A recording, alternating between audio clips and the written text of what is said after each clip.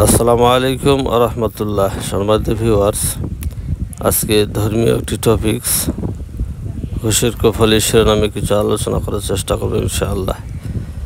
ঘুষের কুফল ব্যাপক ও ভয়াবহ, যা ব্যক্তি, সমাজ ও রাষ্ট্র তিনটি স্তরে গভীর ক্ষতি ডেকে আনে। ঘুষের মূল কুফলগুলির মধ্যে অন্যতম হচ্ছে নৈতিকতা ধ্বংস। ঘুষ গ্রহণ বা প্রদানকারী উভয়ই দুর্নীতিপরায়ণ হয়।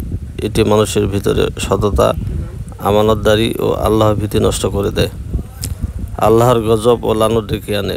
রাসূলুল্লাহ সাল্লাল্লাহু আলাইহি ওয়াসাল্লাম বলেন, ঘুষদাতা, ঘুষগ্রহীতা এবং উভয়ের মধ্যস্থকারীর উপর আল্লাহর লানত বর্ষিত হোক। নাউজুবিল্লাহ। তিরমিজি শরীফ 1337 নম্বর হাদিস। ন্যায় বিচার নষ্ট করে। ঘুষের মাধ্যমে অপরাধীরা রক্ষা পায়, নির্দোষরা শাস্তি পায়। বিচার বিভাগে ঘুষ ন্যায় বিচারকে ব্যাহত করে। দুর্নীতি বাড়ায় ও রাষ্ট্রকে দুর্বল করে। ঘুষ প্রশাসনিক দুর্নীতি, প্রকল্প লুটপাট, অপচয় ও অযোগ্য ব্যক্তিকে গুরুত্বপূর্ণ পদে বসায়, যা রাষ্ট্রের ক্ষতি করে। গরিব ও দুর্বলদের অধিকার নষ্ট হয়।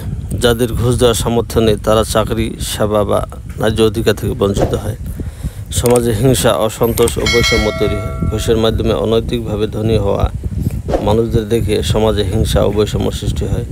রিজিক হারাম হয়ে যায়। ঘুষ একটি স্পষ্ট হারাম আয়। হারাম খাওয়ার কারণে ইবাদত কবুল হয় না, দোয়া কবুল হয় না, বরকত চলে যায়। আখিরাতে ভয়াবহ শাস্তি ঘুষখোরদের জন্য। কিয়ামতের দিন জাহান্নামের ঘোষণা রয়েছে ঘুষখোরদের জন্য। তারা জান্নাত থেকে বঞ্চিত হবে। ঘুষ একটি সামাজিক ব্যাধি। এটি ইসলামে হারাম, রাষ্ট্রীয়ভাবে অপরাধ ও নৈতিকভাবে জঘন্য। নিঃসন্দেহে ঘুষ একটি জঘন্যতম অপরাধ।